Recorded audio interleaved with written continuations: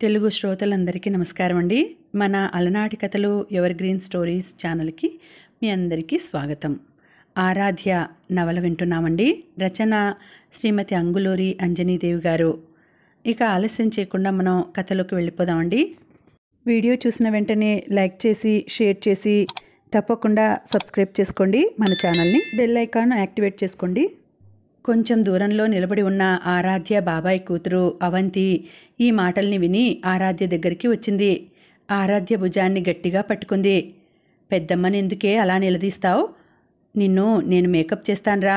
అసలు నీకు చీరలేం బాగుంటాయే, మాకన్నా చిన్నదానివి, డ్రెస్ వేసుకో, మాలాగే ఉంటావు అంటూ డ్రెస్సింగ్ రూమ్లోకి తీసుకెళ్ళి డోర్ పెట్టింది.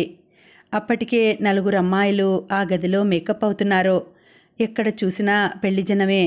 ఇంత జనం ఆరాధ్య పెళ్ళికి రాలేదు. అవంతక్క, చూసావుగా, మా వాళ్ళంతా హోటల్కి వెళ్ళారు. మేం రాకముందే హోటల్లో రూమ్ బుక్ చేయించాలని మా మమ్మీకి డాడీకి తెలియదా? గోపీతో చెబితే చేయడా?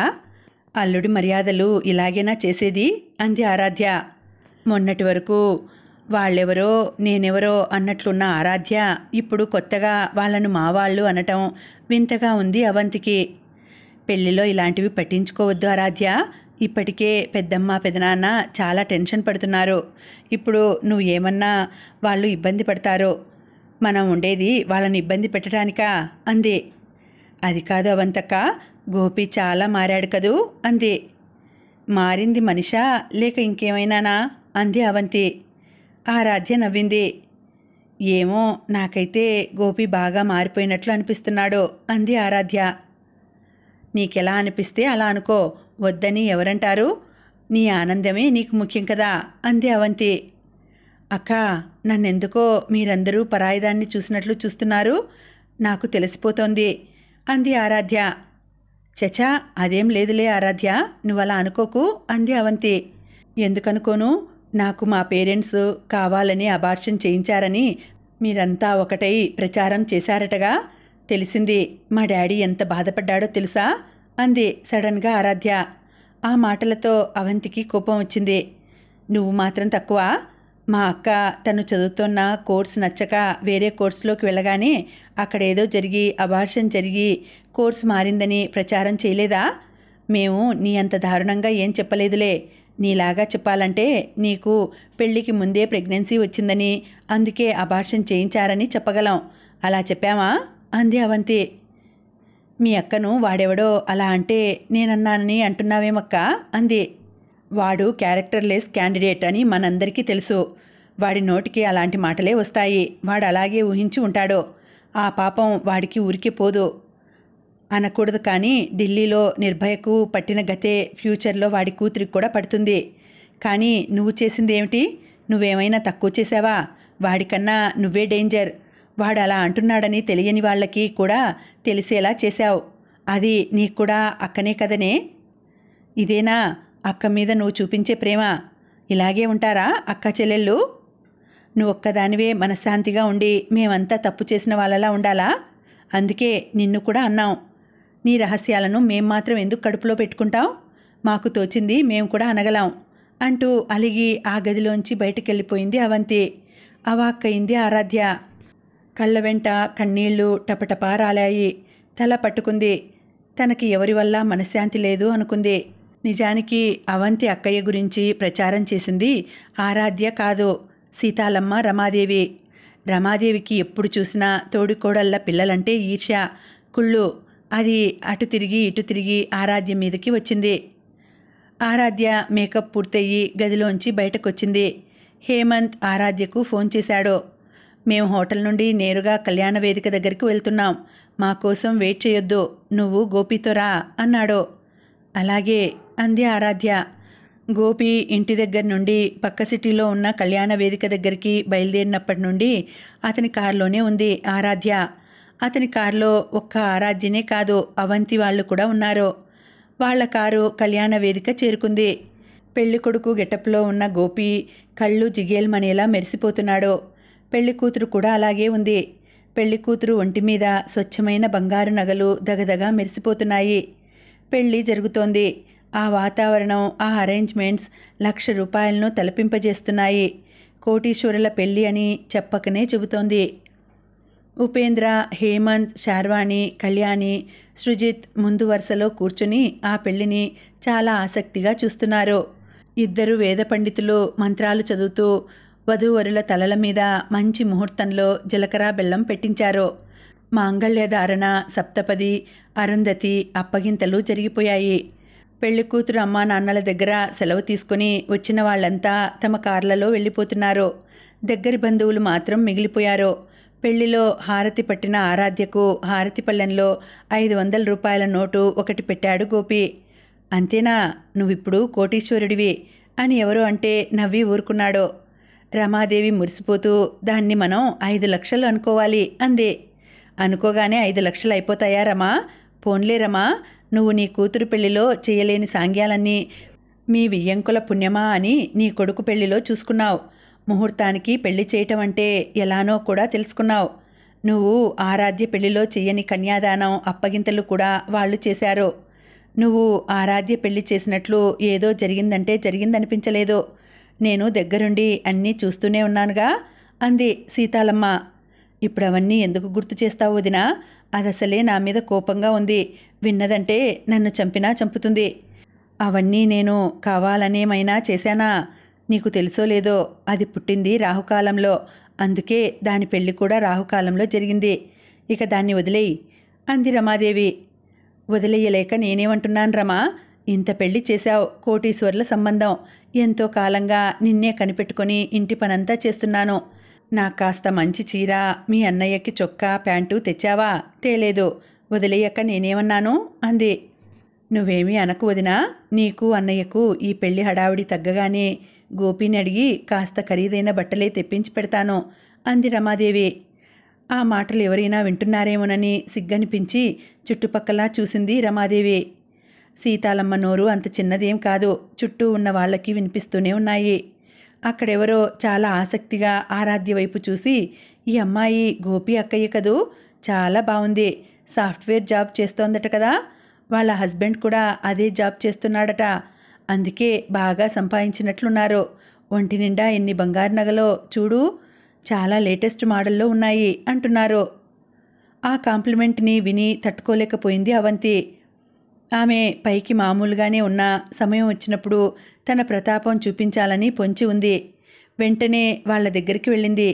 ఆంటీ, మా ఆరాధ్య పెట్టుకున్న నగలు ప్యూర్ గోల్డ్వి కావు, చూడటానికి బంగారంలా అనిపిస్తున్న 1 గ్రామ్ గోల్డ్వి. అవి బయట దొరుకుతాయి. గోపి వాటిని హైదరాబాదులో తెచ్చాడు. ఆరాధ్య తన పెళ్లిలో అవే పెట్టుకుంది అంది అవంతి. వాళ్ళు ఆశ్చర్యపోయారు. పెళ్లిలో అవి పెట్టుకుందా? పెళ్లిలో అలా ఎవరైనా పెట్టుకుంటారా? మీ పెద్దమ్మ ప్యూర్ గోల్డే పెట్టుకుందిగా. కూతురికి గోల్డ్ ఎందుకు పెట్టలేదు?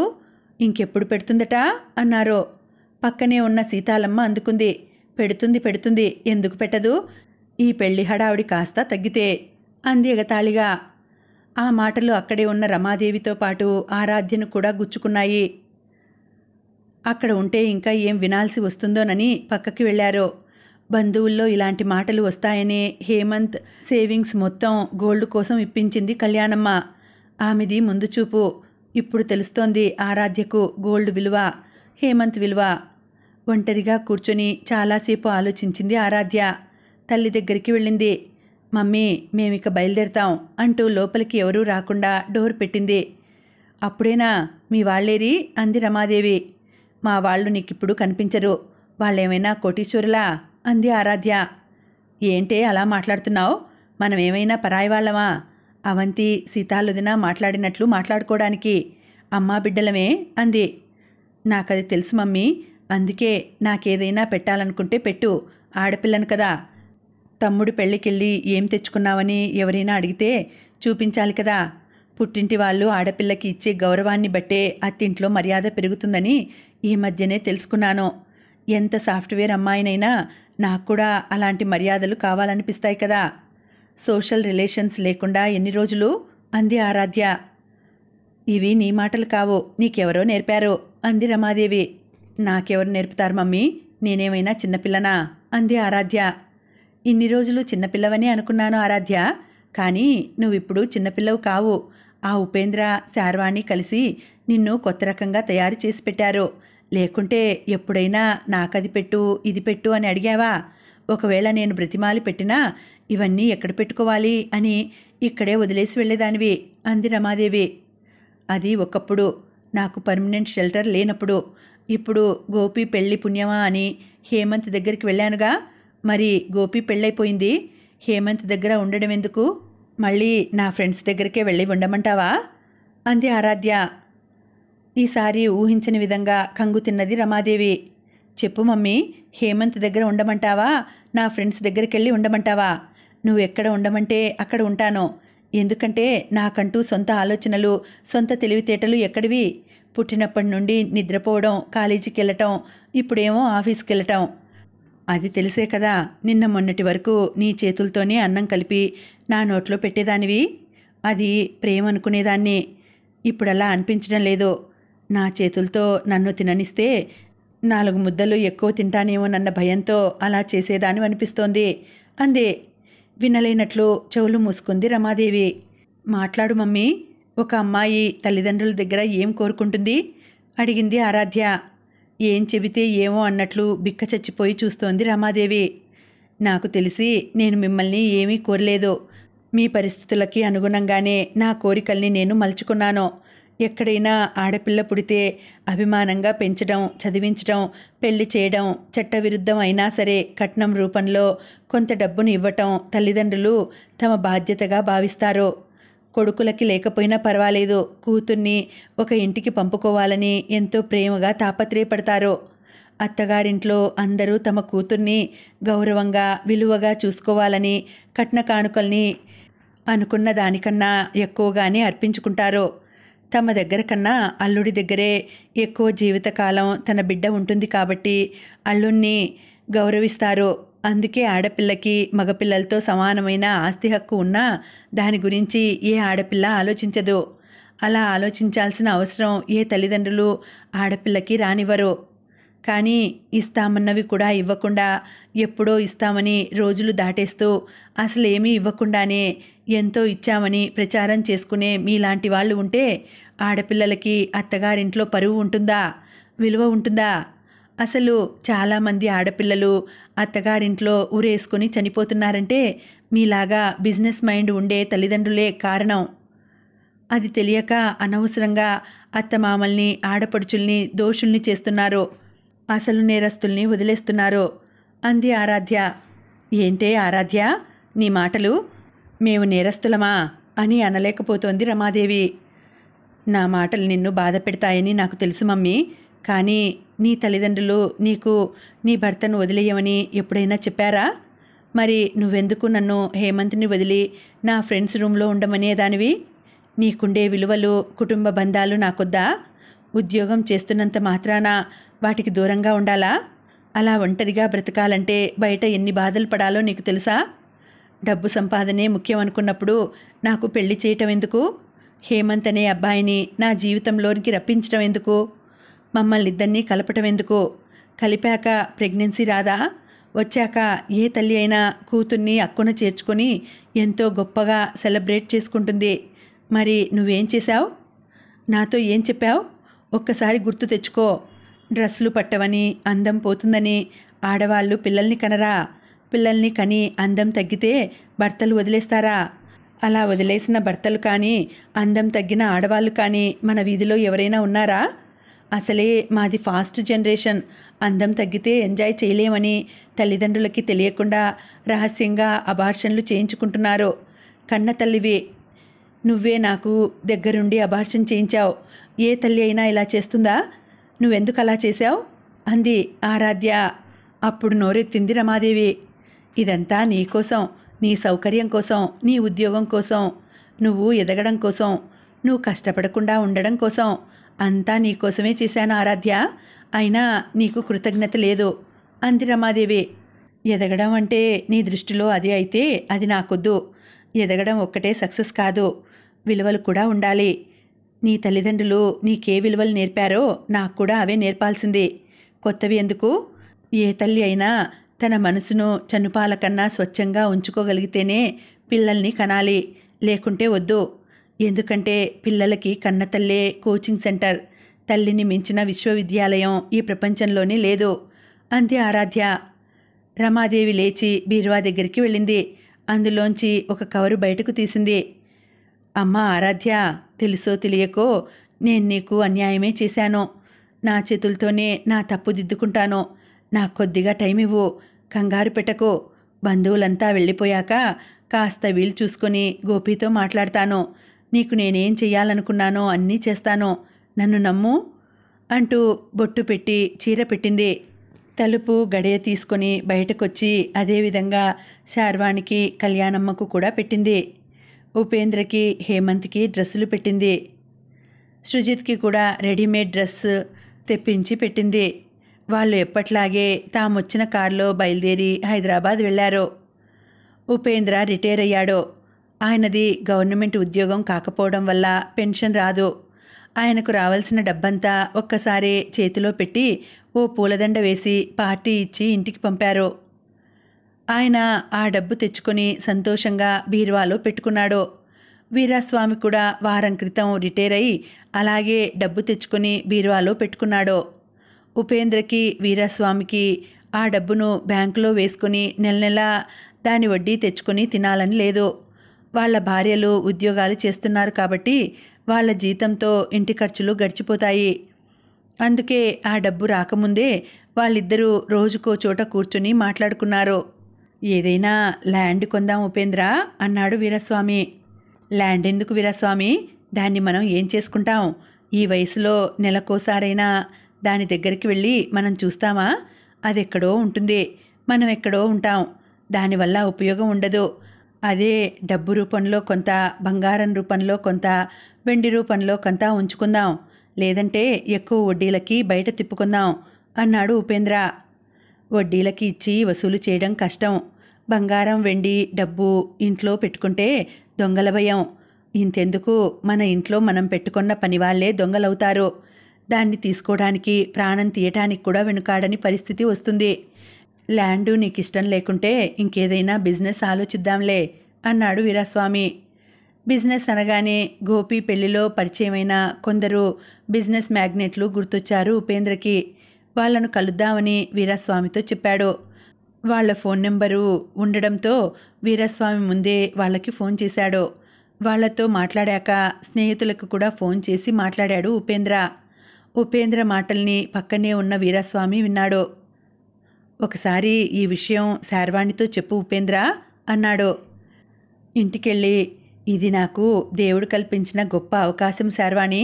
నేను, వీరాస్వామి ఇంకా మా స్నేహితులు 5 కలిసి గోపి పెళ్లిలో పరిచయమైన బిజినెస్ మ్యాగ్నెట్ల బిజినెస్లో మా డబ్బును పెట్టుబడిగా పెడదామనుకుంటున్నాము అంటూ ఆ బిజినెస్ మ్యాగ్నెట్ల గురించి శార్వాణితో చెప్పాడు ఉపేంద్ర. మీ మాటల్ని వింటుంటే వాళ్ళ బిజినెస్ డీలింగ్స్ అన్నీ అమెరికా వాళ్లతో ఉన్నట్లున్నాయి. ఒకసారి హేమంత్తో చెప్పండి. ఇది కాకుండా ఇంకా మంచి ఆఫర్స్ ఉన్నాయేమో చెబుతాడు. ఎందుకంటే మీ ఇద్దరే కాకుండా ఇంకో 5 మీలాగే రిటైర్ అయిన వాళ్ళు కలుస్తున్నారు కాబట్టి అది చిన్న అమౌంట్ ఏమీ కాదు. ఆ డబ్బుతో కళ్ళు మూసుకొని ఏ బిజినెస్ స్టార్ట్ చేసినా డెవలప్ కావచ్చు. అది కాక ఆ డబ్బు మీకు ఒక్క రోజులో వచ్చింది కాదు. దాన్ని మీరేం చేయాలన్నా 1కి 2 సార్లు ఆలోచించండి. అబ్బాయితో కూడా చెప్పండి అంది చాలా ప్రశాంతంగా శార్వాణి. అబ్బాయితో ఎందుకు? అసలే వాడు ఫైనాన్స్ వాళ్ళ దగ్గర తీసుకున్న డబ్బు ఇంకా కట్టనే లేదని నువ్వే చెప్పావు. ఈ డబ్బు ఉందని చెబితే వాడు తీసుకోడా? ఇన్ని రోజులంటే ఏదో జరిగిపోయింది. ఇప్పుడు నేను ఇవ్వనురా అని ముఖం మీదే అంటే ఏం బాగుంటుంది? ఈ డబ్బుతో ఇంకా సంపాదించాలి కానీ అటు కొంత ఇటు కొంత పోనివ్వకూడదు. పోనిస్తే మళ్ళీ దాన్ని గ్యాదర్ చేయడం అంత సులభం కాదు అని భార్యతో అంటే బాగుండదని మౌనంగా ఉన్నాడు. ఇక నేను వీరాస్వామితో మాట్లాడి ఈరోజే ప్రొసీడ్ అవుతాను శార్వాణి అంటూ ఆయన బయటకెళ్తుంటే ఆపింది శార్వాణి. ఏంటి ఆపావు? ఇప్పుడు మంచి గడియలు లేవా? అయితే ఓ గంట ఆగి వెళ్తానులే అంటూ లోపలికొచ్చి కూర్చున్నాడు ఉపేంద్ర. గడియల కోసం కాదండి మిమ్మల్ని నేను ఆపింది అంది శార్వాణి. మరి దేనికి? మీరు కోర్టు కేసులో గెలుచుకున్న డబ్బు కూడా ఇందులోనే పెడతారా అంది. ఆయన గతుక్కుమని పెడతాను. ఏం పెట్టొద్దా? అది నా డబ్బు కాదా, నీదా అంటూ ఉరిమి చూశాడు. నాది కాదు, మీదే. మీరా కంపెనీలో పెట్టుబడి పెట్టే ముందు, అంటే పెట్టుబడి పెట్టాక లాభాలు వచ్చేదాకా డబ్బులు రావు. కాబట్టి కొంత డబ్బును మీ అవసరాలకు ఉంచుకోండి. అవసరాలనేవి చెప్పిరావుగా అంది. నీ బాధ నాకు అర్థమైంది. ప్రతిదీ నిన్ను అడుగుతాననేగా నీ అనుమానం. అడగన్లే. అవసరమైతే అప్పు చేస్తాను. పెట్టుబడి తగ్గితే లాభాలు తగ్గుతాయి. అందులోంచి ఒక్క రూపాయి కూడా పక్కకు తీయను అన్నాడు. పోనీ మీకోసం కాకపోయినా మీ చెల్లెళ్ళ కోసమైనా కొంత తీసి వాళ్ళకి పంపండి. వాళ్ళు సంతోషిస్తారు. సెంటిమెంటల్గా ఆలోచిస్తే వాళ్ళ సంతోషమే మనల్ని కాపాడుతుంది. ఎంతైనా వాళ్ళు మన ఇంటి ఆడబిడ్డలు అంది. అసలు ఇదంతా నీకు చెప్పడం, నీకు మాట్లాడే అవకాశం ఇవ్వటం నాదే తప్పు. ఇక నీ సొల్లు వినే ఓపిక నాకు లేదు. వెళ్తున్నా, మళ్ళీ వెనక్కు పిలవకు అంటూ ఆయన వీరాస్వామి దగ్గరికి వెళ్ళిపోయాడు. వీరాస్వామికి ఉపేంద్ర చెప్పిన ఆఫర్ నచ్చింది. వెంటనే బీరువాలోంచి డబ్బులు తీసుకొని గోపి పెళ్లిలో కలిసిన వ్యక్తుల్ని కలవటానికి వెళ్ళారు. వాళ్ళు ఉండే ఆఫీసు చాలా రద్దీ ఏరియాలో పొడవైన ఎత్తైన కాంప్లెక్స్లో ఉంది. లిఫ్ట్ ద్వారా వాళ్ళు చెప్పిన చోటుకి వెళ్ళారు. అక్కడ చాలా హంగామా ఉంది. అప్పటికప్పుడే పెద్ద క్యూ ఏర్పడింది. మేం ముందు వెళ్ళాలి అంటూ పోటీలు పడుతున్నారు. కొందరైతే ఈ డబ్బు ఇచ్చి వెంటనే వెళ్ళిపోతాం అంటున్నారు అక్కడ ఉన్న రిసెప్షనిస్టుతో. అక్కడ 4 అమ్మాయిలు కంప్యూటర్ల ముందు కూర్చొని వర్క్ చేస్తున్నారు. వాళ్ళు MBA చేసిన వాళ్లే. ఉపేంద్ర అడిగి తెలుసుకున్నాడు. ఆ వాతావరణం చూస్తుంటే బిజినెస్ పరంగా అది పెద్ద ప్రోడక్ట్లా అనిపిస్తోంది. ఉపేంద్ర, వీరస్వామి అందర్నీ చూస్తూ అక్కడ సోఫాలో కూర్చున్నారు. ఉపేంద్రకి ఆరోగ్య సమస్యలేమీ లేవు, కానీ వీరస్వామిలోనే వయసు ప్రభావం స్పష్టంగా కనిపిస్తోంది. పైగా ఆయనకు బీపీ, షుగర్ ఉన్నాయట. ఉదయాన్నే ల్యాబ్లో షుగర్ టెస్ట్ కోసం బ్లడ్ కూడా ఇచ్చి వచ్చాడు. ఎక్కువసేపు వెయిట్ చేయాల్సి వస్తుందేమోనని ముందు భయపడ్డారు. కానీ 1 గంట లోపలే ఉపేంద్రను, వీరస్వామిని లోపలికి పిలిచారు. హమ్మయ్యా అనుకుంటూ లోపలికి వెళ్ళి వాళ్ళ దగ్గర ఉన్న డబ్బు మొత్తం గోపి పెళ్లిలో పరిచయమైన వ్యక్తుల చేతికి ఇచ్చి తేలిగ్గా ఊపిరి పీల్చుకున్నారు. వాళ్ళిచ్చిన యాపిల్ జ్యూస్ తాగి ఇంటికెళ్లారు ఉపేంద్ర, వీరస్వామి. గోపి ఉండే ఛాంబర్లోకి వెళ్ళి కూర్చుంది రమాదేవి. తల్లిని చూడగానే షాక్ అయ్యాడు గోపి. అతనిప్పుడు మామూలు గోపి కాదు. వాళ్ళ మామగారి 3 IT కంపెనీలకి చైర్మన్. ఖరీదైన చైర్లో హుందాగా కూర్చుని ఉన్నాడు. అతని కోసం ఖరీదైన కారు బయట పార్క్ చేయబడి ఉంది. అతన్ని ఇలా చూస్తుంటే రమాదేవికి ఇన్ని రోజుల తన కష్టం ఫలించినట్లు అనిపించింది. గోపి షాక్లోంచి తేరుకున్నాడు. ఊరు నుండి నేరుగా ఇక్కడికెందుకొచ్చావు మమ్మీ? ఇంటికెళ్ళకపోయావా? నేనొస్తాను కదా అన్నాడు. వస్తావులే గోపి. అక్కడ నీతో మాట్లాడాలంటే నీ పక్కన నీ భార్య ఉంటుంది. నీ భార్య, అమ్మమ్మ, తాతయ్య నీ చుట్టే కూర్చుని ఉంటారు. వాళ్ళ ముందు నేను మాట్లాడలేను. అందుకే ఇలా వచ్చాను అంది రమాదేవి. త్వరగా మాట్లాడు మమ్మీ, నేనిప్పుడు అర్జెంటుగా ఒక మీటింగ్కి అటెండ్ అవ్వాలి అంటూ టైం చూసుకున్నాడు. టైం కూడా చెప్పాడు. ఆ లోపలే నువ్వు వెళ్ళిపోవాలి అన్నట్లు చూశాడు. నాకు 5 లక్షలు డబ్బు కావాలి గోపి అంది రమాదేవి. 5 లక్షలా? ఎందుకు? గోపి షాక్ అయ్యాడు. అక్కయ్య కోసంరా. మీ అత్తమామలు కోటీశ్వర్లు కదా. ఆడపడుచు కట్నం వాళ్ళంతట వాళ్ళే ఇస్తారనుకున్నాం. ఇవ్వలేదు. నువ్వేమో పెళ్లి కాగానే ఇటు వచ్చేశావు. అందుకే ఇలా వచ్చాను అంది. ఇప్పుడు ఆ డబ్బు అంత అవసరమా? ఏదో లాంఛనప్రాయంగా ఇచ్చేది. ఎప్పుడైనా ఇవ్వచ్చు కదా అన్నాడు. ఆమె షాక్ అంతే. అది కాదు నాన్న, అక్కయ్యకు పెళ్లిలో వద్దురా అంటే నువ్వే వినకుండా డబ్బు సరిపోదని మీ బాబాయిలతో చెయ్యి కలిపి 17 క్యారెట్ల గోల్డ్ కొన్నావు. కనుక్కోదులే అన్నావు. కానీ దానివల్ల అది మన కళ్ళ ముందే ఎన్నో ఇబ్బందులు పడింది. ఆ గోల్డ్ ఇప్పటికీ మన ఇంట్లోనే ఉంది. నువ్విప్పుడు దానికి ఇవ్వాల్సిన 5 లక్షలు ఇస్తే ఇంట్లో ఉన్న గోల్డ్ని ప్యూర్ గోల్డ్ చేసి దానికి నచ్చిన నగలు చేయిస్తాను. అలా చేయిస్తానని అక్కయ్యకి మొన్న మాట కూడా ఇచ్చాను. అది మన బాధ్యత అంది రమాదేవి. మాట ఇచ్చే ముందు నన్ను అడగాల్సింది అన్నాడు గోపి. ఆమె మళ్ళీ షాక్. అదేంటిరా అలా అంటావు? నిన్నెందుకు అడగాలి? అక్క నెల నెలా కట్టే చిట్టి డబ్బుల్ని అక్కయ్య తన కోసం అడిగినా ఇవ్వకుండా నీ ఉద్యోగం కోసం వాడాను. ఆ ఉద్యోగం చూసే కదా వీళ్ళు నీకు పిల్లనిచ్చింది. పిల్లనిచ్చాకనే కదా ఇంత పెద్ద సీట్లో కూర్చోబెట్టారు. కానీ అంతకుముందు నువ్వు చేసిన ఉద్యోగం అక్కయ్య డబ్బులతో వచ్చిందేగా. అప్పుడు నేనేమైనా అక్కయ్యను అడిగి చేశానా? ఏదో అవసరాన్ని బట్టి ఇద్దరూ నా పిల్లలే కదా అన్నట్లు చేశాను. అలా చేయటంలోనే కొన్ని అవకతవకలు జరిగాయి. అప్పట్లో నువ్వే ముఖ్యం అనుకున్నాను. దానివల్ల అక్కయ్యకు అన్యాయం జరిగింది. ఇప్పుడైనా దానికి న్యాయం చేయాలి. నువ్వు ఆ డబ్బులు ఇస్తే నేను అనుకున్నది అనుకున్నట్లే జరుగుతుంది అంది రమాదేవి. గోపి నవ్వాడు. ఏదో బాకీ వసూలు చేసుకుపోవడానికి వచ్చినట్లే మాట్లాడుతున్నావు మమ్మీ. నాకు తెలిసిన సంగతుల్నే మళ్ళీ మళ్ళీ చెప్పి విసిగిస్తున్నావు. నువ్వెంత విసిగించినా ఇప్పుడు నా దగ్గర అంత డబ్బు లేదు అన్నాడు. అదేంటి గోపి, నువ్విప్పుడు కోటీశ్వరుడివి. నీ దగ్గర డబ్బులు లేవని చెబితే విన్నవాళ్ళు నవ్వుతారు. అక్కయ్యకు ఇవ్వాల్సి వస్తుందని నువ్వు కావాలని చెబుతున్నట్లున్నావు. నీ దగ్గర డబ్బులు లేకపోవడం ఏమిటి? ఈ ఏరియాలో ఉండే ఐటీ బిల్డింగులన్నీ మీ మామగారివే. ఇంతకుముందే నేను నువ్వుండే చోటు తెలుసుకోలేక 2-3 బిల్డింగులు తిరిగొచ్చాను. అవన్నీ నీ భార్య పేరుతోనే కనిపిస్తున్నాయి. అంటే నా కోడలి పేరు అంది సంబరంగా. గోపి మళ్ళీ నవ్వాడు. నీ కోడలికి ఇంకో 2 ఐటీ కాలేజీలు కూడా ఉన్నాయి. వాటికి ఆమెనే చైర్పర్సన్. ఇప్పుడు ఇంకా సంబరంగా ఉందా అన్నాడు గోపి.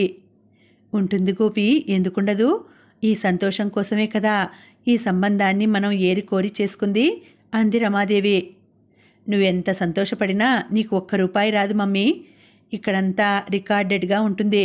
నేను ₹1 తీయాలన్నా అకౌంటెంట్కి తెలియకుండా జరగదు. ఒకవేళ నేను అలా తీసుకున్నా వాటిని నేనెందుకు తీసుకున్నానో నా భార్యకు చెప్పుకోవాలి. ఇప్పుడు నేను 5 లక్షలు తీస్తే మా ఇద్దరి మధ్యన గొడవలొస్తాయి అన్నాడు గోపి. గొడవలెందుకు వస్తాయి? అది ఆడపడుచు కట్నంగా ఇచ్చేదే కదరా. వాళ్ళు కోటీశ్వరులు, ఆ మాత్రం ఇవ్వలేరా అంది రమాదేవి. ఎంత కోటీశ్వరులైనా ఆ 5 లక్షల్ని వాళ్లకుండే కోట్లలోకి కలుపుకోవాలని చూస్తారు కానీ అలా ఇవ్వరు. అయినా 5 లక్షలు ఇస్తామని వాళ్ళు నీకు చెప్పారా అన్నాడు. చెప్పలేదు, ఊహించాను. ఎందుకంటే ఈ రోజుల్లో మామూలుగా ఉన్నవాళ్ళు కూడా ఆడపడుచుకి ఇచ్చే లాంఛనాలని 1 లక్షకి తక్కువ ఇవ్వటం లేదు. వీళ్ళు కోటీశ్వరులు. 5 లక్షలు ఇస్తే తప్పేంటి అంది. ఇస్తే తప్పులేదు, ఇవ్వాలి కదా. అసలు ఎందుకు ఇవ్వాలి? అయాచితంగా అంత డబ్బు రావాలని, అడగాలని, గడవపడి అయినా ఇప్పించుకోవాలని నువ్వెందుకు అనుకోవాలి? అలాంటి ఆలోచనలు నీకెందుకు వస్తున్నాయి? అక్కయ్యకు ఏది పెట్టుకోవాలన్నా ప్రేమతో నువ్వు పెట్టుకోవాలి కానీ మా అత్తమామలు ఎందుకు పెడతారు? నన్ను నువ్వు ఈ సంబంధం చేసుకోమన్నది ఇందుకేనా? ఇలా వాళ్లతో వ్యాపారం చేయాలనా? నువ్వు నాన్న జీవితాంతం స్వీట్ హౌస్ నడిపినా మమ్మల్ని చదివించటం వరకే చేశారు. ఇప్పుడు చేతిలో రూపాయి లేదు. 5 లక్షలు సంపాదించాలంటే మీలాంటి వాళ్ళకి ఎన్ని జీవితాలు కావాలి? అలాంటప్పుడు ఎంత కోటీశ్వరులైనా అంత డబ్బు ఇవ్వాలంటే ఆలోచించరా అన్నాడు. అలా ఆలోచించుకుంటూ పోతే మానవ విలువలు నిలుస్తాయా గోపి? అంతరించిపోవా అంది రమాదేవి. ఒకరి సొమ్మును ఆశించేటప్పుడు మానవ విలువల గురించి మాట్లాడొద్దు మమ్మీ. ఇంకెప్పుడైనా మాట్లాడు, బాగుంటుంది అన్నాడు గోపి. నిన్ను అనవసరంగా వీళ్ల చేతిలో పెట్టావురా. అమ్మాయి ఒక్కతే, కోట్ల ఆస్తి వస్తుందనుకున్నాము. కానీ ఇలా ఉంటుందనుకోలేదు. పెళ్లికి ముందు మీ మామగారు కారులో మన ఇంటి చుట్టూ తిరుగుతుంటే ఎప్పటికీ అలాగే తిరుగుతాడనుకున్నాను. ఇంతకుముందు నేను గేట్లోంచి లోపలికి వస్తుంటే ఆయన అదే కారులో వెళ్తూ కనిపించాడు. కారు ఆపలేదు, నన్ను పలకరించలేదు. ఇలాగే ఉంటారా వియ్యంకులు? మరీ ఘోరంగా ఉంది అంది రమాదేవి. వాళ్ళు నీకు వియ్యంకులేంటి మమ్మీ? నువ్వలా చెప్పుకుంటావేమో, వాళ్ళలా చెప్పుకోరు. అప్పుడేదో ఆయన నా కోసం మన ఇంటి చుట్టూ కారులో తిరిగితే తిరిగి ఉండొచ్చు. ఇప్పుడు తిరుగుతాడా? ఆయన టైం విలువ లక్షల్లో ఉంటుంది. లక్షల విలువ చేసే టైం గురించి ఆలోచించకుండా ఆయన మన ఇంటి చుట్టూ అన్నిసార్లు తిరిగింది కూడా ఎందుకో తెలుసా అన్నాడు. ఎందుకురా వెంటనే అడిగింది రమాదేవి. నేను మనిషిని బాగుంటానని, వాళ్ళ అమ్మాయికి కరెక్ట్గా మ్యాచ్ అవుతానని. అంతేకాని నాలాగా బీటెక్ చేసిన వాళ్ళు బయట లేక కాదు. ఇంకా ఏంటంటే నా చదువు వాళ్ళ కంపెనీలను డెవలప్ చేయడానికి పనికొస్తుంది కాబట్టి వాళ్ళు మనల్ని వదల్లేదు. కావాలంటే చూడు, ఇక ముందు ఆయన మన ఇంటి వైపుకి వస్తాడేమో. రాడు, ఆయనకు ఆ అవసరం లేదు. అంతెందుకు, ఇప్పుడు నాకు తల్లిదండ్రులు ఉన్నారన్నది కూడా వాళ్ళకి గుర్తుండదు. వాళ్ళెక్కడా మీరెక్కడా? వాళ్ళది 600 గజాల స్థలంలో నిర్మించిన ఇంద్రభవనం. మనది 100 గజాల స్థలంలో కట్టిన 4 గదుల పాత కొంప. ఇవి రెండూ ఎప్పటికి సమానం కావాలి? ఎప్పుడు కలవాలి? ఇదంతా నేనెందుకు చెప్తున్నానంటే, జీవితాంతం టీ అమ్ముకొని ఆటో నడుపుకొని తమ కొడుకుల్ని బీటెక్లు ఎంబీఏలు చేయించుకున్న తల్లిదండ్రులు తమ కొడుకుల్ని రాత్రికి రాత్రే కోటీశ్వరులు కావాలని కోరుకుంటున్నారు.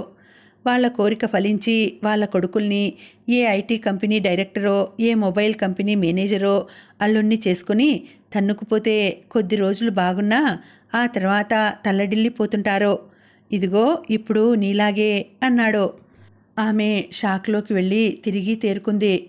అయినా కోటీశ్వరుల అమ్మాయిల్ని పెళ్లి చేసుకోగానే కోటీశ్వరులైపోతారా మమ్మీ? దానికి ఇంకేం లెక్కలుండవా? క్రెడిట్ కార్డు జేబులో పెట్టుకొని ఓ పల్లెటూరులో తిరిగితే ఎలా ఉంటుందో అలా ఉంది ఇప్పుడు నా పరిస్థితి. దీన్ని నేనెవరికి చెప్పుకోవాలి అన్నాడు గోపి. ఎవరికి చెప్పినా నమ్మరు గోపి. నువ్వు కావాలనే నాకు కథలు చెప్తున్నావు. నువ్వు డబ్బు ఇచ్చేదాకా నేను వెళ్ళను. నువ్వు నన్ను పోలీసుల్ని పిలిపిస్తానని బెదిరించినా సరే వెళ్ళను అంటూ భీష్మించు కూర్చుంది. చచా, ఎందుకలా మాట్లాడతావు మమ్మీ? నేను మరీ అంత పిరికివాడిననుకున్నావా? నిన్ను ఇంటికి పంపడానికి పోలీసులెందుకు? నువ్వేమైనా నన్ను చంపడానికి వచ్చావా? డబ్బులు అడగటానికేగా వచ్చింది. కాకపోతే ఫ్రీగా ఇమ్మని అడుగుతున్నావు. అది సాధ్యం కాదని నేను చెబుతున్నాను. దానికి పోలీసులెందుకు అన్నాడు గోపి.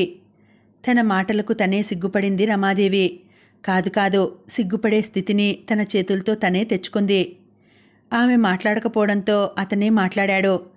నీకు డబ్బులు కావాలంటే దానికో మార్గం ఉంది మమ్మీ అన్నాడు. ఏంటా మార్గం? వెంటనే చెప్పు గోపి. ఇప్పుడు నాకు డబ్బులు చాలా అవసరం అంది. మన ఇంటిని నా పేరుతో రాయించుకొని రా. నీకిప్పటికిప్పుడే ఆ 5 లక్షలు అరేంజ్ చేస్తాను. ఇల్లు ఉంది కాబట్టి నా భార్య కానీ మామగారు కానీ నన్నేమీ అనరు అన్నాడు. ఒక్క క్షణం తను విన్నది నిజమేనా అన్నట్లు అనుమానంగా చూసింది. ఆ తర్వాత నెమ్మదిగా, అది ఎప్పటికైనా నీ ఇల్లే కదరా, మళ్ళీ దాన్ని అదే పనిగా నీ పేరుతో రాయడం ఎందుకు అంది. ఎప్పటికైనా నాది కావచ్చేమో, ఇప్పుడైతే కాదు కదా. నీకు డబ్బులు కావాల్సింది ఇప్పుడే కదా, ఎప్పుడో కాదు కదా అంటూ అతను కూడా చాలా ప్రశాంతంగా ఆలోచించుకుంటూ మాట్లాడుతున్నాడు. రమాదేవి ఎటూ ఆలోచించుకోలేకపోతోంది. ఇంటికెళ్ళాలని లేచి నిలబడింది. ఉండు మమ్మీ అంటూ డ్రైవర్ని పిలిచాడు. ఈమెను బస్టాండ్ వరకు డ్రాప్ చేసిరా అన్నాడు. ఆమె కొడుకు వైపు డ్రైవర్ వైపు మార్చి మార్చి చూసింది. డ్రైవర్తో, వద్దు నాయనా, నేను ఎలా వచ్చానో అలాగే వెళ్ళిపోగలను, నువ్వు వెళ్ళు అంటూ ఆమె ఆ ఛాంబర్లోంచి బయటకు నడిచింది. ఉపేంద్ర, వీరాస్వామి ఆ రోజు డబ్బులు ఇచ్చి వచ్చాక చాలాసార్లు వాళ్ళకి ఫోన్లు చేసి మాట్లాడారు.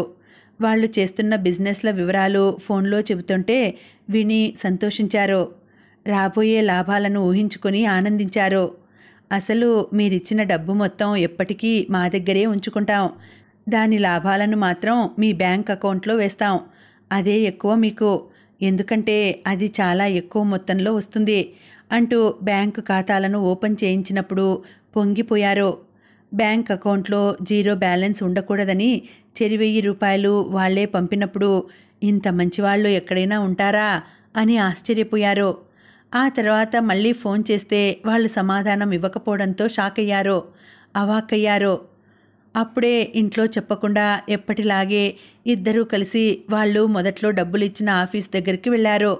ఆ ఆఫీస్లో వాళ్ళు లేరు. కొరియర్ సర్వీస్ ఉంది. ఇక్కడ ఒక కంపెనీ ఉండేది, మీరున్నారేంటి, వీళ్ళేరి అని అక్కడున్న కొరియర్ సర్వీస్ వాళ్ళను అడిగారు. వాళ్ళు చాలా రోజులైంది స్టేట్స్ వెళ్ళి అని చెప్పారు. మీకేమైనా వాళ్ళ వివరాలు కానీ ఫోన్ నెంబర్లు కానీ తెలుసా అని అడిగారు. వాళ్ళ నెంబర్లు మనకు కలవవు, మన నెంబర్లు వాళ్లకు కలవవు. ఇక వాళ్ళను మర్చిపోండి, చాలామందికి ఇదే చెబుతున్నాం అన్నారు. అది విని ఉపేంద్రకి ఏమీ కాలేదు. కానీ వీరాస్వామికి మూతి లాగడం, చెయ్యి చచ్చుబడిపోవడం జరిగింది. అప్పటికప్పుడే వీరాస్వామిని ఉపేంద్ర హాస్పిటల్లో చేర్పించాడు. హాస్పిటల్లో ఖర్చు పెట్టాలనుకున్నప్పుడు వీరాస్వామి స్వార్జితం ₹1 కూడా లేకపోవడం మనసును కదిలించింది, కన్నీళ్లు తెప్పించింది. దీనికి కారణం తనేనని ఎవరూ చూడకుండా పక్కకెళ్ళి చేతులతో తల బాదుకున్నాడు ఉపేంద్ర. వీరాస్వామి భార్య ఎక్కడి నుండి తెచ్చిందో డబ్బు తెచ్చి హాస్పిటల్లో కట్టింది. అప్పుడు నోట మాట రాని వీరాస్వామి ఉపేంద్ర వైపు లోతుగా దిగులుగా చూశాడు. ఏదో మాట్లాడాలని ప్రయత్నించాడు. ఆయనకు మూతి వంకర పోకపోతే ఎలా ఉండేదో కానీ ఇప్పుడు ఉపేంద్రతో మాట్లాడదామన్నా మాట్లాడలేక మౌనంగా చూస్తున్నాడు. ఆ మౌనం ఉపేంద్ర హృదయాన్ని ఛిద్రం చేస్తోంది. ఉపేంద్ర ఎన్నో పాపాలు చేశాడు. ఏ పాపం చేసినా డబ్బు కోసమే చేశాడు. కన్న కొడుక్కి వైద్యం చేయిస్తే డబ్బులు అయిపోతాయని భార్య చేత బయట ఎక్కడో వదిలేయించాడు. కన్న తండ్రికి కడుపు నిండా తిండి పెడితే ఎక్కువ రోజులు బ్రతుకుతాడని సగం తిండే పెట్టాడు. ఆస్తి కోసం అభాగ్యులైన చెల్లెళ్లతో కోర్టులో పోరాడి గెలిచాడు. జీవితంలో మాత్రం పూర్తిగా ఓడిపోయాడు. ఏ డబ్బు కోసమైతే ఇన్ని రోజులు కక్కుర్తిపడ్డాడో ఆ డబ్బే అతనికి నిలవకుండా పోయింది. విషయం తెలిసాక శార్వాణి చూసిన చూపు కన్నా, వీరస్వామి ఆఖరిసారిగా మాట్లాడిన మాట కన్నా, వీరస్వామి భార్య వీరస్వామికి చేస్తున్న సేవలే కొరడాతో కొట్టినట్లు బాధ పెడుతున్నాయి. జీవితం పట్ల భయాన్ని కలిగిస్తున్నాయి. తను కూడా వీరస్వామిలా అయితే తన పరిస్థితి ఏమిటి అన్న ప్రశ్న అన్నింటికన్నా అతి దారుణంగా హింసిస్తోంది. శార్వాణి, ఇప్పుడు నేను ఎలా బ్రతకాలి? నువ్వున్నావు సరే, కానీ నేను నీకన్నా, హేమంత్ కన్నా, నా తండ్రి కన్నా, చెల్లెళ్ళ కన్నా డబ్బునే ఎక్కువగా ప్రేమించాను. డబ్బు తప్ప ఈ ప్రపంచంలో ఏదీ ముఖ్యం కాదనుకున్నాను. నా వృద్ధాప్యంలో నన్ను ఆదుకునేది ఆ డబ్బే అనుకున్నాను. నాకిప్పుడు వృద్ధాప్యం మాత్రమే మిగిలింది, డబ్బు పోయింది అంటూ ఉపేంద్ర కుమిలిపోతుంటే ఆయన్ను ఓదార్చాలో అసహించుకోవాలో అర్థం కాలేదు శార్వాణికి. ఒకప్పుడు ఉపేంద్ర, నా ఒక్కడి శాలరీతో నిన్ను పోషించడం నా వల్ల కాదు శార్వాణి, నువ్వు కూడా ఉద్యోగం చెయ్యి, లేదంటే ఇంట్లోంచి వెళ్ళిపో అన్న మాటలు సడన్గా ఆమెకు గుర్తొచ్చి దేవుని లీలలు బహు విచిత్రం అనిపించాయి. ఎలాంటి మనిషికి ఎలాంటి జీవితం ఇవ్వాలో శిలాశాసనంపై చెక్కినట్లు ముందే రాసిపెట్టి ఉంటుంది. అది మళ్ళీ తిరిగి రాసేది కాదు. ఇది నచ్చలేదని చెరిపేసేది కాదు అనుకుంది శార్వాణి. ఈ విషయం హేమంత్కు, ఆరాధ్యకు తెలిస్తే ఏమనుకుంటారో శార్వాణి, ముందు నువ్వు చెబుతావా నేను చెప్పాలా అడిగాడు ఉపేంద్ర. ఆమెకు భర్తపై చాలా కోపంగా ఉంది. కానీ ఒక్క నిమిషం కోపంగా ఉన్నామంటే ఒక్క నిమిషం సంతోషానికి దూరమైనట్లేనన్నది ఆమెకు తెలుసు. అందుకే ఆయన మీద కోప్పడలేదు. 4 నీతివాక్యాలు చెబితే విని ఈ వయసులో ఆయన కొత్తగా నేర్చుకుని సాధించేది ఏదీ లేదు. అసలు ఆయన మీద ఇప్పుడు నీతివాక్యాలు కూడా పనిచేయవు. వదిలేస్తే హాయిగా ఉంటాడు, లేదంటే సగం చస్తూ బ్రతుకుతాడు. అందుకే మీకు చెప్పాలనిపిస్తే చెప్పండి, నేనైతే చెప్పను అంది శార్వాణి. తగిన ప్రాయశ్చిత్తం జరగడం వల్లనో లేక పశ్చాత్తాపం వల్లనో తెలియదు కానీ ఉపేంద్ర ముఖం పాలిపోయి ఉంది. అతని ముఖంలోకి చూడాలంటేనే భయంగా ఉంది శార్వాణికి. డబ్బు పోయిన బాధ కన్నా ఉపేంద్ర పడుతున్న బాధను చూస్తుంటే ఇతను కోలుకోవడానికి ఈ జీవితం సరిపోదేమోననిపించింది శార్వాణికి. అందుకే మాటలతో ఆయనను గాయపరచకూడదనుకుంది. అలా గాయపరిస్తే ఉపేంద్రకు శార్వాణికి తేడా ఏముంది? ఆరాధ్య హేమంత్తో చెప్పి సృజిత్ని తీసుకొని ఊరెళ్ళింది. కూతుర్ని చూడగానే ఇప్పుడు దీనికి నేను ఏం సమాధానం చెప్పాలి అన్నట్లు కంగారు పడింది రమాదేవి. నేను ఫోన్ చేసినప్పుడు రావాల్సింది ఆరాధ్య, అప్పుడే వచ్చావేం? డబ్బులు ఇంకా చేతికి అందలేదు. అందాక నీకు నేను ఫోన్ చేసి రమ్మని చెబుతాను అంది రమాదేవి. అంటే నన్నిప్పుడు వెళ్ళిపోమంటావా మమ్మీ అంది ఆరాధ్య. లేదు లేదు ఆరాధ్య, నేను అలా అనటం లేదు అంది. నువ్వు అలా అన్నా నేను వెళ్ళను. నా కొలీగ్ మ్యారేజ్కి నేను నగలు చేయించుకోవాలి, లేకుంటే దాని పెళ్లిలో కూడా నేను అబాస్పాలు కావాల్సి వస్తుంది. నువ్వు నాకిప్పుడు ఆ నగలు చేయిస్తేనే వెళ్తాను అంది ఆరాధ్య. ఇదెక్కడి నరకమే అంటూ తల పట్టుకుంది రమాదేవి. అందుకే ఎప్పటివి అప్పుడే క్లియర్ చేసుకోవాలి, ఇలా పెండింగ్లో పెట్టుకోకూడదు అంది ఆరాధ్య. ఈ ఒక్కసారికి నా మాట నమ్ము ఆరాధ్య, ఏదో ఒకటి చేసి నీకు నగలు చేయిస్తాను అంది ఏడుపు గొంతుతో రమాదేవి. ఏదో ఒకటి చేయడం ఎందుకు? గోపికేమో అన్నీ చేస్తావు. దేవతలు ఆశీర్వదించేలా కరెక్ట్ ముహూర్తానికి దగ్గరుండి వాడి పెళ్లి చేయించావు. వాడి భార్యకేమో ప్యూర్ నగలు, పట్టుచీరలు కొనిపెట్టావు. నా దగ్గరికి వచ్చేటప్పటికి మాత్రం ఏదో ఒకటి చేస్తానంటావు. ఏమీ లేని దానిలా ముఖం పెడతావు. అయ్యో పాపం, మా మమ్మీ దగ్గర ఏమీ లేనట్లుందే అని నేను కంగారు పడాలి. అదేమంటే ఏడుస్తావు. నిన్నెలా అర్థం చేసుకోవాలో నాకు అర్థం కావటం లేదు. నువ్విలా నాది నాకు ఇవ్వకుండా పోస్ట్పోన్ చేస్తూ పోతే నేను నా భర్తతో అత్తామామలతో కలిసి ఉండొద్దా? పెళ్ళిళ్ళలో గిల్ట్ నగలు పెట్టుకొని వాళ్ళ పరువు తీయాలా? నువ్వు నీ కొడలు ప్యూర్ నగలు పెట్టుకోవాలా? చెప్పు మమ్మీ అంది ఆరాధ్య. ఏం చెప్పనే ఆరాధ్య, తమ్ముణ్ణి డబ్బులు అడిగితే ఈ ఇంటిని వాడి పేరుతో రాసివ్వమని అడిగాడు అంది రమాదేవి. రాసివచ్చుగా, వాడేమైనా కూతురా ఆలోచించడానికి? కొడుకేగా అంది ఆరాధ్య. బాధగా ముఖం పెట్టింది రమాదేవి. వాడిలా అడుగుతాడని అనుకోలేదు ఆరాధ్య అంది. ఎవరు ఏది అనుకోరు మమ్మీ. మీరు నాకు అలాంటి గోల్డ్ పెడతారని, దానికోసం నన్నిలా తిప్పుకుంటారని నేను మాత్రం అనుకున్నానా? అసలు నీలాంటి తల్లులు మన సొసైటీలో అక్కడక్కడా ఉన్నా ఖచ్చితంగా ఉంటారని మాత్రం ఎవరూ అనుకోరు. దానికి ఎవరేం చేయగలరు చెప్పు అంది ఆరాధ్య. రమాదేవి మాట్లాడలేదు. లోపల కుమిలిపోతోంది. 2 చేతుల్లో ముఖం దాచుకొని ఏడ్చింది.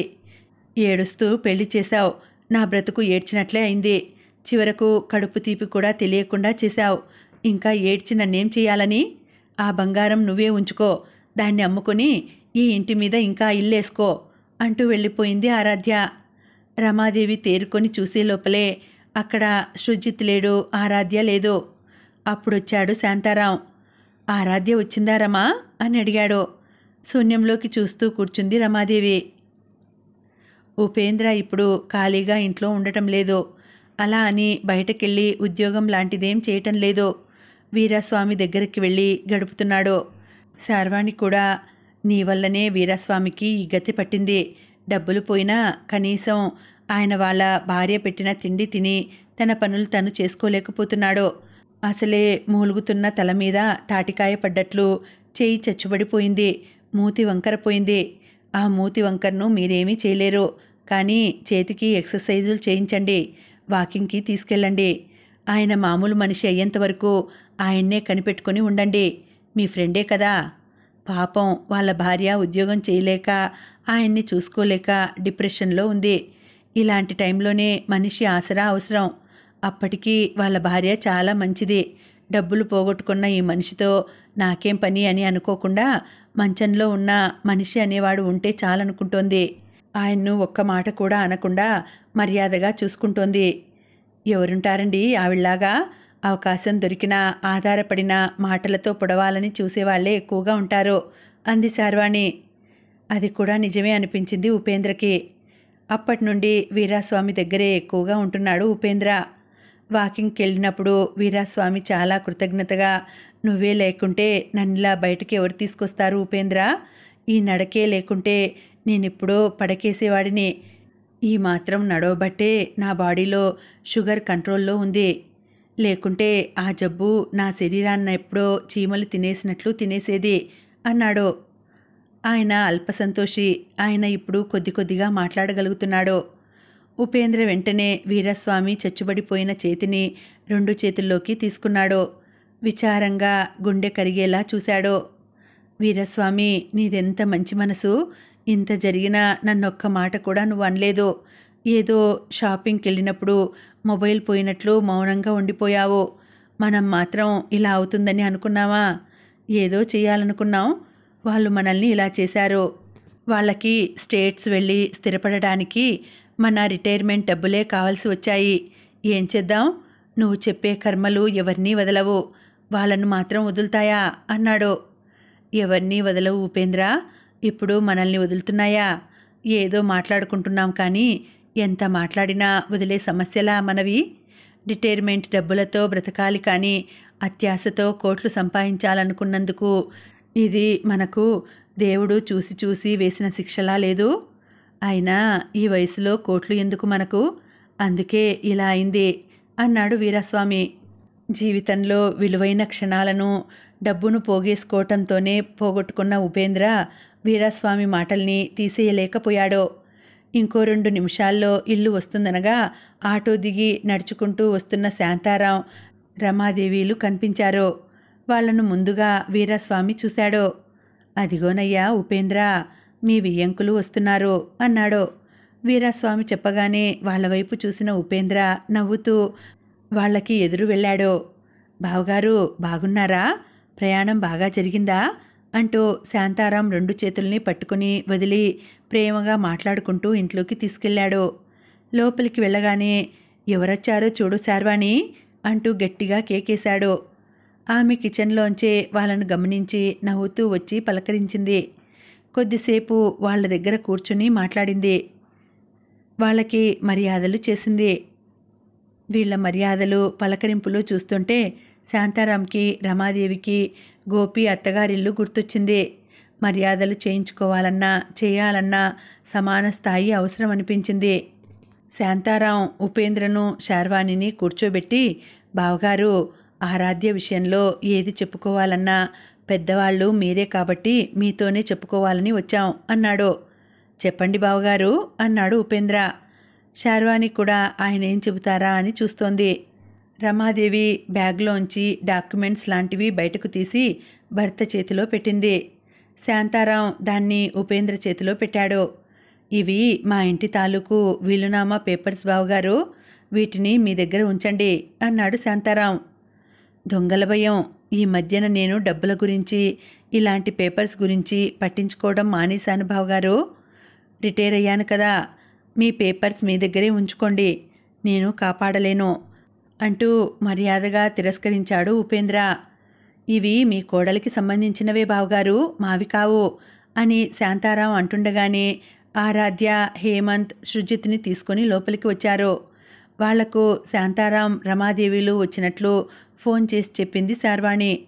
ఆదివారం కాబట్టి అందరం ఇక్కడే గడుపుదామని చెప్పింది. అందుకే వాళ్ళు వెంటనే బయలుదేరి వచ్చారు. ఆరాధ్య తల్లిదండ్రుల వైపు చూడకుండా, పలకరించకుండా కిచెన్లోకి వెళ్ళింది. రమాదేవి వెంటనే అర్థం చేసుకుని లేచి కూతురు వెంట వెళ్ళింది. కూతురుతో ఏం మాట్లాడుకుందో ఏమో ఆమెను తీసుకుని హాల్లోకి వచ్చింది. అందరూ వినేలా, మా తదనంతరం మా ఇల్లు మా ఆరాధ్యకు చెందేలా వీలునామా రాయించుకుని వచ్చాం, తీసుకోండి అల్లుడు గారు. అది మేము వెళ్ళిపోయాక మీ ఇల్లే, ఇందులో ఎవరి ఆక్షేపణలు ఉండవు. లాయర్ దగ్గర కూర్చొని జాగ్రత్తగా రాయించుకొని వచ్చాం అంది రమాదేవి. మీరు బాగా ఆలోచించుకునే ఏ నిర్ణయం తీసుకున్నారా అడిగాడు హేమంత్. నిర్ణయం తీసుకోవటంలో ఎలాంటి లోపం లేదు హేమంత్, ఎందుకంటే ఇక ముందు మేము గోపి దగ్గరికి వెళ్ళదలుచుకోలేదు, ఇక వెళ్ళం కూడా. భవిష్యత్తులో గోపి మాకు చేసేది కానీ చేయాల్సింది కానీ ఏమీ లేదని అనుకుంటున్నాం. ఒకవేళ మేము అలా అనుకోకపోయినా వాడి నుండి మాకేమీ రాదు, అది మా ప్రారబ్ధం. మేము అలా అనుకున్న తర్వాత ఇంకేముంటుంది చెప్పు మేము ఆలోచించుకోవటానికి. నేను గోపి గురించి అనటం లేదు అన్నాడు హేమంత్. ఇంకెవరో చెప్పు హేమంత్ అడిగాడు శాంతారాం. చెప్పండి అల్లుడు గారు వెంటనే అడిగింది మర్యాదగా రమాదేవి. ఆరాధ్య, శార్వాణి, ఉపేంద్ర హేమంత్ వైపు చూస్తున్నారు. మీ అమ్మాయికి పిల్లలు పుట్టరు కదా, ఇప్పుడు మీరు మీ తదనంతరం మీ అమ్మాయికి చెందేలా రాసి ఇచ్చిన మీ ఇల్లు ఎప్పటికైనా ఈ సృజిత్కే అవుతుంది. అది మీకు ఇష్టమేనా? నిర్ణయం తీసుకునే ముందు దీని గురించి ఆలోచించారా? మళ్ళీ ఒకసారి ఆలోచించుకోండి అన్నాడు హేమంత్. ఇంకా ఆలోచించుకోవాల్సింది ఏమీ లేదు హేమంత్, మాకు మా ఆరాధ్య సంతోషంగా ఉండాలి, మాకిప్పుడు కావలసింది అదే. దాని తల్లిదండ్రులుగా ఇన్ని రోజులు మేము ఉండి కూడా కొన్ని సందర్భాల్లో లేనట్లే ప్రవర్తించాం. దాని ఫలితాలను బాగానే అనుభవించాం. ఏది నాది ఏది కాదు అన్నది ఆలోచిస్తుంటే చివరికి ఏది మనది కాకుండా పోతుంది. సృజిత్ని మా మనవడే అనుకున్నాం. ఇందులో మార్పు ఉండదు. నువ్వు చాలా మంచివాడివి, చాలా విషయాల్లో నీకు మేము ద్రోహం చేశాము, చిన్నవాడివైనా మమ్మల్ని క్షమించు అన్నారు. అంత పెద్ద మాటలు ఎందుకులేండి, మీ వీలునామా మీ అమ్మాయికి ఇష్టమైతే నా అభ్యంతరం ఏమీ లేదు అన్నాడు హేమంత్ వాళ్ళనెందుకు బాధ పెట్టాలి అని. అందుకే అతను నో చెప్పలేదు. ఆరాధ్య మౌనాన్ని అంగీకారంగా స్వీకరించి లేచి ఆరాధ్య దగ్గరికి వెళ్ళింది రమాదేవి. వీలునామా పేపర్స్తో పాటు ఆమె పాత నగలు కొన్ని ఆరాధ్య చేతిలో పెట్టింది. వీటిని కరిగించి కొత్త మోడల్లో నగలు చేయించుకో ఆరాధ్య. నీ విషయంలో ఇన్ని రోజులు ఏదో తప్పు చేస్తున్నానన్న భావన నాలో ఉన్న మూర్ఖంగా ప్రవర్తించాను. ఆ ప్రవర్తన నన్ను పక్కన పొడుస్తూనే ఉండేది. ఇప్పుడు అలాంటి బాధేమీ లేదు, హాయిగా ఉంది అంది రమాదేవి. శార్వాణి, ఉపేంద్ర చూస్తున్నారే కానీ ఏమీ మాట్లాడలేదు. అక్కడ మాట్లాడవలసింది కూడా ఏమీ లేదు. మానవ సంబంధాలు బలంగా ఉండాలనుకున్నప్పుడు కొన్ని సాంప్రదాయాలు, కొన్ని త్యాగాలు అవసరం మనుషులకి. ఏ త్యాగం లేకుండా అయాచితంగా ఏదీ రాదు. అందుకే వాళ్ళు మౌనంగా ఉండిపోయారు. ఆ సంఘటనతో అందరి మనసులు ఆనందంగానే ఉన్నాయి. ఆరాధ్య తల్లి వైపు చూసింది. అమ్మా, నీకు నా మీద ప్రేమ లేదని నేనెప్పుడూ అనుకోలేదు, అనుకోను కూడా. అలా అని నీకు అనిపిస్తే అది అప్పటి సమస్యలే అనుకో అమ్మా, బాధపడకు అంది. ఆరాధ్య ఆఫీస్ నుండి ఇంటికొచ్చేటప్పటికే యాగన్న వంట చేసి సృజిత్కి స్నానం చేయించాడు. అన్నం తినిపించి ఉన్నాడు. ఆరాధ్య ఫ్రెష్ అప్ అయ్యి సృజిత్కి ఏబీసీడీలు నేర్పిస్తూ హేమంత్ కోసం ఎదురు చూస్తోంది. ఆమెకు సరయూ దగ్గర కన్నా ఇక్కడే హాయిగా ఉంది. తల్లి తండ్రి వచ్చి హేమంత్కి ఇవ్వాల్సిన గౌరవాన్ని, విలువను ఇచ్చి తనకి ఇవ్వాల్సినవి ఇచ్చాక ఇది నా ఇల్లు, హేమంత్ నా మనిషి అన్న భావన కలుగుతోంది. అంతేకాదు, ఆమెకు తన తల్లిలో వచ్చిన మార్పు చాలా సంతోషాన్నిస్తోంది. ఎందుకంటే తల్లి ఎలా ఉండాలి అన్నది ముందుగా ఏ బిడ్డ ఊహించలేదు. అసలు బిడ్డ ఊహల్లో తన తల్లి ఇలా ఉండాలి అన్న చిత్రమే ఉండదు. బిడ్డ జీవితం మాత్రం తల్లి చిత్రించుకునే ఊహా చిత్రం. తల్లి ఎలా ఊహిస్తే అలా ఉంటుంది ఏ బిడ్డ జీవితమైనా. ఆ ఊహ అనేది బిడ్డ పుట్టినప్పటి నుంచే, అంటే కాళ్లకు పట్టీలు, చేతులకి గాజులు వేసుకొని మురిసిపోతున్నప్పటి నుండే మొదలవుతుంది. తల్లే కదా ఏ బిడ్డకైనా ఫ్యాషన్ డిజైనర్. అంతేకాదు, బిడ్డకి నడక పడక తల్లి నేర్పిన క్రమశిక్షణే. ఆ శిక్షణే సరిగా లేకుంటే ఆ నేరం తల్లిదా బిడ్డదా? ప్రేమ, త్యాగం, సహనం, బాధ్యతలనే 4 స్తంభాలతో నిర్మించిన దేవాలయం లాంటి అమ్మే కుటుంబ సభ్యులతో చేయి కలిపి కక్కుర్తిపడి కూతురికి పెళ్లిలో పెట్టే మంగళసూత్రాలను కూడా గిల్టివి పెడితే ఆ కూతురి జీవితం ఎలా ఉంటుంది? కూతురికి పెళ్లిలో ఏం పెట్టాలన్నా వ్యాపారపు ఆలోచనలు చేస్తే ఆ కూతురు అత్తగారింట్లో మొండిగా తిరగాలనుకున్నా అక్కడ ఆమెకు విలువ ఇస్తారా? మర్యాదగా చూస్తారా? అలాంటప్పుడు ఉద్యోగం చేసే ఏ ఆడపిల్ల అయినా రెక్కలు విప్పుకొని ఎగిరిపోకుండా ఉంటుందా? అలా ఎగిరిపోమ్మని తల్లే సలహా ఇస్తే ఆ తల్లిని ఏమనాలి? అలాంటి తల్లులు ఎక్కడైనా ఉంటారా? ఉంటారని చెప్పడానికే దేవుడు తన తల్లిని సృష్టించి ఉంటాడేమో. కానీ ఒక తల్లి చూపించే నిర్లక్ష్యాన్ని ఏ కూతురు దేవుడికి చెప్పుకోదు. నా తల్లిని శిక్షించమని కోరుకోదు. అది ఒక కూతురికి తల్లి పట్ల ఉండే ఆరాధన, ఆత్మీయత. అందుకే తల్లులు కూతుళ్లను దోసిట్లో దీపంలా చూసుకుంటారు. ఒక తన తల్లిలాంటి తల్లులు తప్ప. నిజంగా చెప్పాలంటే తన తల్లిలో వచ్చిన మంచి మార్పు వల్లనే ఈరోజు తను హేమంత్తో ఉండగలుగుతోంది. అంటే ఇక్కడ వీలునామా అన్నది ప్రధానం కాదు. అది చూసి తల్లిదండ్రులందరూ కూతుళ్ళకి వీలునామాలు రాసిమ్మని కాదు. తన బిడ్డ జీవితం గురించి కన్నతల్లి చివరిదాకా ఆలోచించాలి. బిడ్డకు సరైన ఆలోచన మార్గాలను తెలియచెప్పాలి. ఎందుకంటే బిడ్డ పుట్టేది తల్లికి, తల్లి ఎప్పుడూ బిడ్డకు పుట్టదు. హేమంత్ ఆఫీస్ నుండి వచ్చాడు. రాగానే సృజిత్ను ఎత్తుకొని ముద్దు పెట్టుకున్నాడు. సృజిత్ను క్రిందికి దింపకుండా అలాగే ఎత్తుకొని ఆరాధ్య వైపు చూశాడు. వీల్నామా గురించి నీకేమనిపించింది అని అడిగాడు. నాకేమీ అనిపించలేదు. కొడుకులని కాకుండా కూతుళ్లను కూడా కన్నవాళ్ళు బాధ్యతగా పట్టించుకోవాలి. ఆ వీల్నామా వల్ల మా పేరెంట్స్కి వచ్చే ఇబ్బంది ఏమీ లేదు. అందుకే అంగీకరించాను. వాళ్ళు ఉన్నన్ని రోజులు వాళ్ళకి ఉండే స్వీట్ హౌస్ జీవనోపాధినిస్తుంది. వాళ్ళు ఎవరి దగ్గరికి వెళ్ళి చేయి చాపాల్సిన అవసరం లేదు. బాధ్యతలు కూడా ఏమీ లేవు. అది కాక వాళ్ళు బాగా ఆలోచించే ఆ వీలునామా తయారు చేసి ఉంటారు. అందుకే నాకేమీ అనిపించలేదు అంది. వాళ్ళు చనిపోయాక జరగాల్సిన కర్మకాండల్ని గోపి చెయ్యడు. అతని తత్వం నాకు తెలుసు. మరి నువ్వు కొడుకులా నిలబడి చేయగలవా అన్నాడు హేమంత్. మీరు ఒప్పుకొని నా పక్కన నిలబడితే తప్పకుండా చేస్తాను. వాళ్ళ రుణం ఆ విధంగా తీర్చుకునే అవకాశం నాకు లభించడం నా అదృష్టంగా భావిస్తాను అంది ఆరాధ్య. నేను తప్పకుండా ఒప్పుకుంటాను. నువ్వు అలాంటి భయాలేమీ పెట్టుకోకు అన్నాడు హేమంత్. అతను చాలా ఎత్తుకు ఎదిగి కనిపిస్తున్నాడు ఆరాధ్యకు. అతన్ని చూడాలంటే ఆమె కూడా కొన్ని మెట్లు ఎక్కాలని అర్థం చేసుకుంది. అలాంటి కొడుకును కన్న శార్వాణి ఆంటీ రియల్లీ గ్రేట్ అనుకుంది.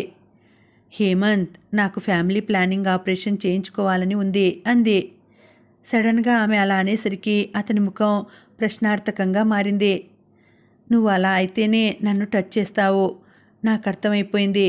అదే బెటర్, లేకుంటే ఎన్ని రోజులు ఇలా అంది. అతను మాట్లాడలేదు. నువ్వు హాస్పిటల్కి వచ్చి సంతకం పెడితేనే అక్కడ నాకు ఆపరేషన్ చేస్తారట, లేకుంటే చెయ్యరట.